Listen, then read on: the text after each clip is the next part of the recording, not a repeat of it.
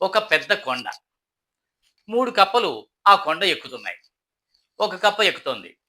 రెండో కప్ప దాని వెనకాలుంది. మూడో కప్ప దాని వెనకాలుంది. 3 నెమ్మదిగా ఎక్కుతున్నాయి. కానీ ఆ వెళ్ళే దారిలో ఎన్నో తేళ్ళు, జెర్రులు, పాములు అన్నీ ఉన్నాయి. వాడికి భయం పట్టుకుంది. ఒక కప్ప ఒక 100 అడుగులు ఎక్కి కింద పడిపోయింది.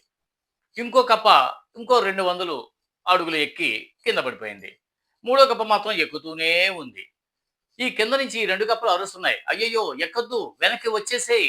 అక్కడ తేళ్లున్నాయి, జెర్లున్నాయి, పురుగులున్నాయి, వచ్చేయ్" అని అరుస్తున్నాయి. అది మాత్రం నెమ్మదిగా ఎక్కుతూ, ఎక్కుతూ, ఎక్కుతూ కొండ శిఖరాన్ని చేరుకుంది. ఈ 2 కప్పలు ఆశ్చర్యపోయాయి. ఆహా! ఇది ఎలా ఎక్కింది అనుకున్నారు. ఆ తరువాత వాటికి అర్థమైంది.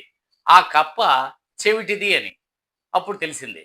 ఈ సమాజంలో మనం అనుకున్నది సాధించాలంటే మనం కూడా చెవిటి వాళ్ళగా మారిపోవాలి.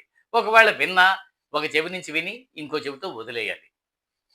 ఈ కథని ఎక్కువగా రజనీకాంత్ గారు ప్రతి మీటింగ్‌లో చెప్తూ ఉంటారు. ఈ వీడియో మీకు నచ్చితే షేర్ చేయండి, సబ్స్క్రైబ్ చేయండి. నమస్కారం. Please subscribe.